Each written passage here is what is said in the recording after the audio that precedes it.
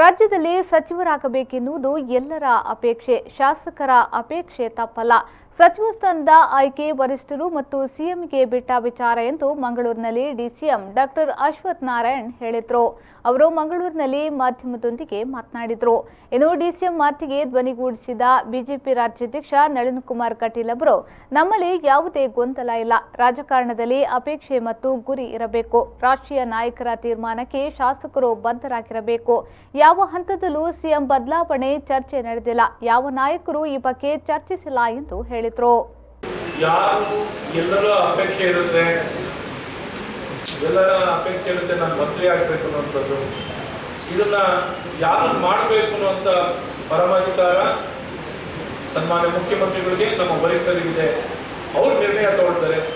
ಅವ್ರ ಅಪೇಕ್ಷೆ ಪಡುವಂಥದ್ದು ಅವ್ರು ಅಪೇಕ್ಷೆ ಪಡ್ತಿರ್ತಾರೆ. ನಿರ್ಣಯ ತಗೊಳ್ಳುವಂಥ ಮಟ್ಟದಲ್ಲಿ ನಿರ್ಣಯ ತಗೊಳ್ಳುವಂಥದ್ದು ಯಾರು ಸಚಿವ ಸಂಪುಟದಲ್ಲಿ ಇರಬೇಕು ಅಂತ ನಿರ್ಣಯ ತಗೊಂಡು ಅವ್ರಿಗೆ ಅವಕಾಶ ಕೊಡುವಂಥದ್ದು ಆಗಿದೆ.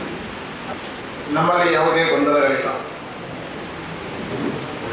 ಉಪಮುಖ್ಯಮಂತ್ರಿಗಳು ಹೇಳಿದಾಗೆ ಶಾಸಕರಾದವರು ಸಚಿವ ಸ್ಥಾನದ ಅಪೇಕ್ಷೆ ಪಟ್ಟರೆ ತಪ್ಪಲ್ಲ.